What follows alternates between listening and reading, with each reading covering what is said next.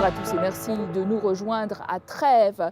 Cette ville allemande millénaire, plus de 2000 ans, nous regarde depuis cette porte noire qui est le monument historique le plus connu ici datant de l'Empire romain. Alors l'Allemagne, c'est un pays fondateur de l'Union européenne le plus peuplé avec 84 millions d'habitants, la première économie.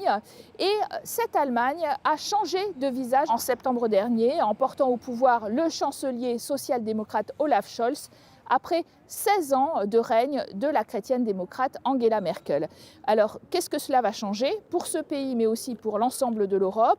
Cette nouvelle coalition, dite Feu tricolore, que doit-on en attendre? Le point avec Johan Baudin.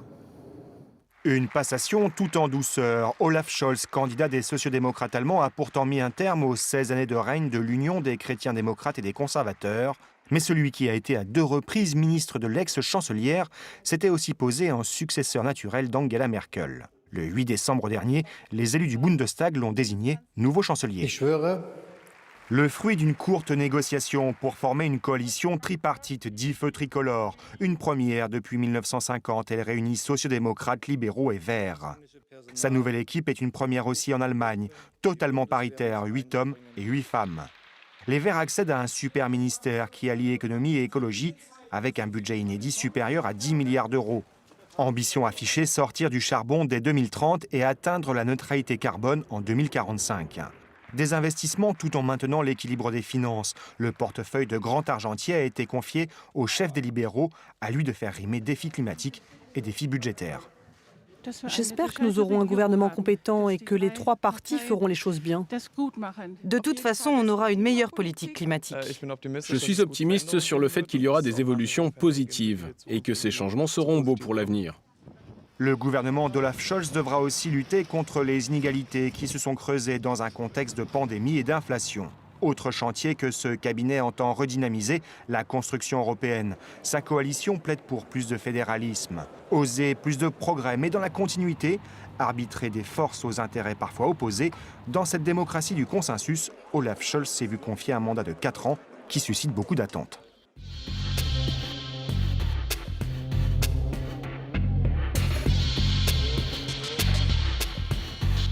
Je suis Katharina Barley. Je suis membre du Parlement européen pour les social-démocrates, leur vice-président, et j'étais ministre dans le gouvernement Merkel 3 et 4. Et nous sommes maintenant à Trèves, ville de 100 000 habitants, en Rhénanie-Palatinat, qui est la ville de naissance de Karl Marx, le philosophe, le père du socialisme, un socialisme qui a trouvé une de ses déclinaisons dans la SPD, la social-démocratie allemande, dont vous êtes membre. Katharina Barley, bonjour. Votre parti a gagné les dernières élections. Qu'est-ce qui le rattache encore à Karl Marx? Bien sûr, on n'est pas en ligne directe de Karl Marx. Ses idées ont pris des tours différentes, on dirait. Mais l'idée générale de respecter aussi les droits des personnes normales, je dirais, des travailleurs, parce que Olaf Scholz, il était un avocat pour les droits sociaux, donc il a une très grande conscience sociale. Vous avez distribué les portefeuilles, et notamment un super ministère de l'économie et de l'écologie aux Verts et un ministère aux libéraux qui concerne les finances. Qu'est-ce qui va dominer dans votre pensée sur le plan de relance européen et la dette en commun? Bon, j'espère que la chancelière dans les mains de Olaf Scholz et les social-démocrates va dominer, parce qu'il a déjà prouvé qu'il comprend l'Europe. Parce que dans la crise, c'est lui, avec Bruno Le Maire, le ministre de la Finance français, qui ensemble ont créé ce plan de relance. Vous avez par exemple beaucoup insisté sur un aspect de votre programme, augmenter le SMIC de 9,6 à 12 € de l'heure. Est-ce que c'est faisable sans renforcer l'inflation, comme le disent vos opposants? Nous sommes très fiers de cette augmentation parce que c'était vraiment le projet principal de notre campagne électorale. Quand on a introduit le SMIC, il y avait beaucoup de gens qui disaient ça sera la fin de l'économie allemande, tout le monde va sortir du pays, n'importe quoi. Rien de tout ça s'est réalisé. Et donc, je suis très optimiste que aussi cette augmentation va se faire très bien.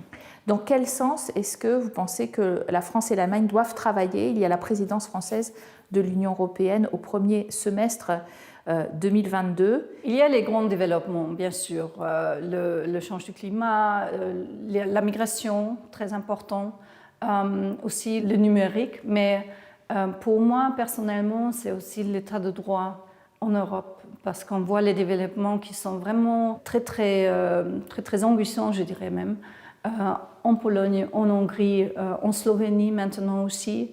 Et c'est là où le gouvernement conservateur, Angela Merkel en personne, n'a pas fait assez. J'espère qu'on verra beaucoup plus d'initiatives sur cela. Mais en même temps, les Français craignent un peu que, notamment avec des projets comme Nord Stream, qui vous rattachent à la Russie en contournant l'Ukraine, une pipeline donc, qui vous rend dépendant un peu de Vladimir Poutine, eh bien, vous soyez un peu entre les mains justement de ce voisin russe. Nord Stream 2 est une possibilité additionnelle, supplémentaire de ce qu'on a déjà.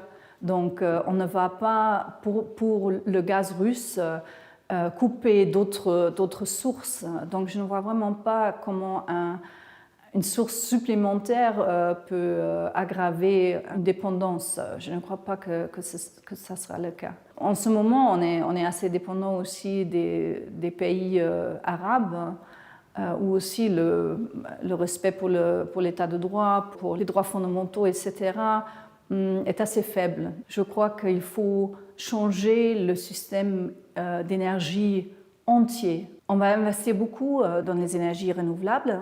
Ça on fait déjà, mais on va l'augmenter beaucoup. Et aussi, c'est l'hydrogène qui est le futur. Donc, on est vraiment très conscient que ça sera difficile. On est le seul pays industrialisé qui sort au même temps du charbon et du nucléaire. Mais on voit ça vraiment comme projet qui peut marquer un changement pour toute l'Europe, même pour le monde, si on avance. Les usines à charbon produisent encore plus d'un quart de l'électricité en Allemagne. Et d'ailleurs, ici, en Rhénanie-Palatinat, se trouve aussi la plus grande mine de charbon d'Europe. Il s'agit de Gerzweiler, sur 48 km² qui a exproprié 50 000 personnes. La résistance s'organise et d'ailleurs reprend courage avec l'annonce de la sortie du charbon dès 2030, comme nous le montre tout de suite ce reportage de notre envoyé spécial sur place, Luc Brown.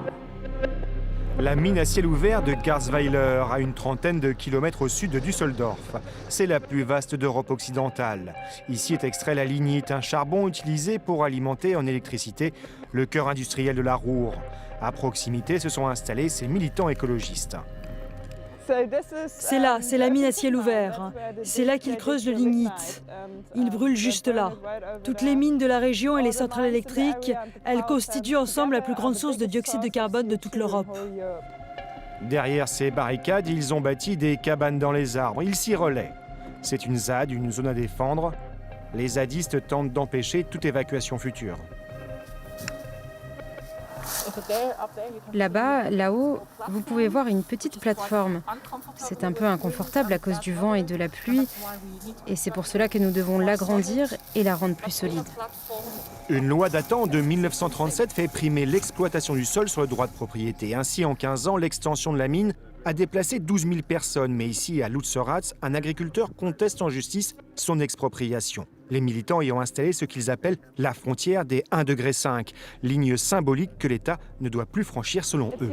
1,5 degré signifie que Lutzeratz reste. C'est pour montrer que c'est fou, incohérent de continuer à brûler du charbon alors que notre gouvernement s'est engagé à limiter le réchauffement climatique à moins de 1,5 degré ce siècle-ci.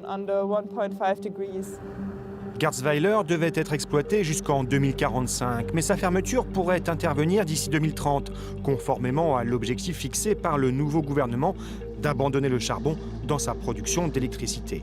Une révolution pour cette région qui a toujours été un bastion minier, alimentant le premier bassin industriel d'Europe de l'Ouest. Mais en Allemagne, le charbon représente encore un tiers du mix énergétique, soit le triple de la moyenne de l'UE.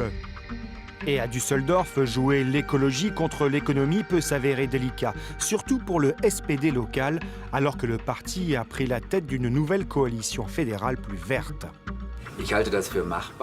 Les conditions préalables sont toutefois que nous devons nous occuper de nouveaux emplois pour les mineurs, que nous devons créer de nouvelles industries, de nouveaux emplois dans le bassin minier rhénan, dans la région de Rhénanie du Nord-Westphalie, dans la région de Lignite, ici, en Rhénanie du Nord-Westphalie.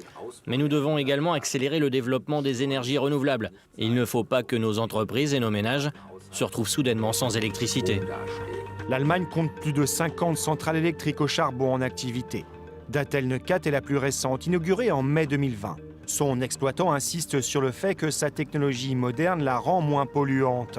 Mais l'an dernier, un tribunal régional a jugé que l'usine avait été construite illégalement, menaçant de fermer ce site qui a coûté 1,5 milliard d'euros. Pour l'ONG Les Amis de la Terre, c'est le signe d'un avenir plus clair et plus propre.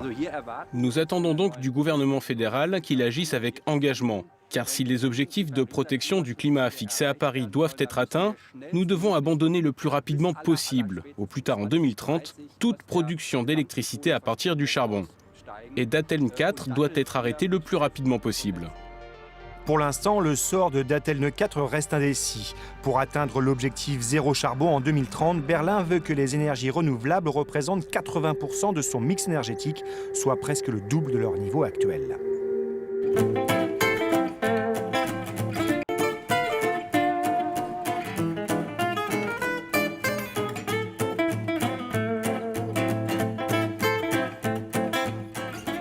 Bonjour, bienvenue à Francfort. Mon nom est Michael Gahler, je suis membre du Parlement européen du Parti populaire européen chrétien-démocrate. Après cette région minière, nous nous retrouvons dans la capitale financière de l'Allemagne, à savoir Francfort, où coule le Main. Et nous sommes en compagnie d'un eurodéputé qui connaît bien ces lieux, chrétien-démocrate, qui n'ont pas remporté les dernières élections après 16 ans d'Angela Merkel. Pourquoi, selon vous ? Après 16 ans, les gens veulent un peu de changement. Le vice-chancelier, M. Scholz, il a été considéré comme la continuité d'Angela Merkel par certains. La nouvelle coalition, elle veut sortir du charbon et passer dès 2030, pas 2038, à une économie sans charbon. C'est réaliste ? Sortir en 38, qui était prévu, c'était déjà le résultat des négociations assez forts et lourds. Et à mon avis, il faut encore donner preuve qu'on est capable d'arranger ce changement structurel dans ces régions concernées. À mon avis, c'est bien d'avoir ces grands buts dans le domaine de réduction de CO2, mais les effets vont pas se dérouler en Allemagne. Ça, c'est quelque chose de mondial qu'il faut adresser. Voilà, on prend acte de cette décision et on verra comment ça se déroule. Mais alors, est-ce qu'Angela Merkel a eu raison de sortir du nucléaire après l'incident de Fukushima, ce qui vous a obligé à développer jusqu'à 45% de votre consommation d'électricité en énergie renouvelable? Ça n'est pas suffisant. Il vaut mieux avoir sorti du charbon d'abord et puis du nucléaire afin d'arriver au but de la réduction de CO2. Hein. Donc, mais on est là où on est. On va sortir l'année prochaine et ça, évidemment, cause vraiment des frictions et des vrais défis. À l'époque, après Fukushima, il y avait presque pas de vraies discussions. Il y avait une décision et à l'époque, l'opinion publique était fortement contre le nucléaire. 16 ans au pouvoir des chrétiens-démocrates qui ont finalement décidé de la construction de Nord Stream 2 qui est terminé, ce pipeline qui contourne l'Ukraine pour livrer le gaz russe, qui est évidemment très critiqué. Est-ce que c'était une bonne impulsion? Moi, personnellement, avec quelques amis politiques de mon propre parti et avec une large majorité au Parlement européen, j'étais contre cette pipeline du début qui a été...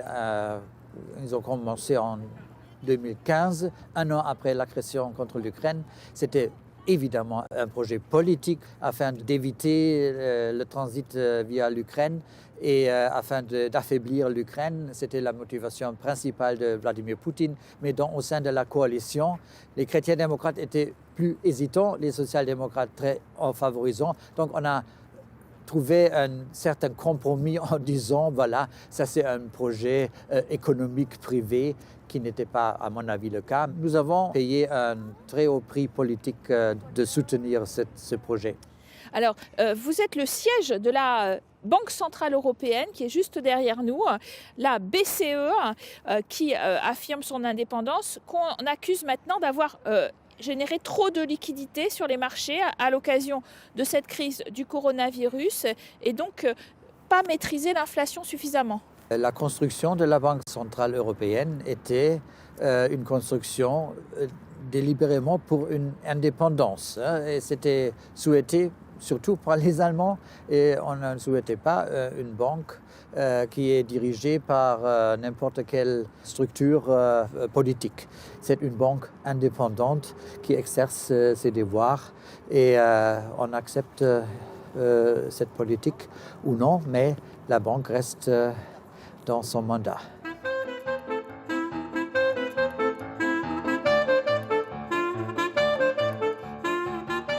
Fin de notre émission consacrée à l'Allemagne et ses deux grands partis historiques, sociaux et chrétiens démocrates. Vous pouvez la retrouver sur www.france24.com ainsi que l'épisode 2 qui lui est davantage dédié aux partenaires minoritaires de la future coalition, les Verts et les libéraux, avec de nombreux reportages. À très bientôt.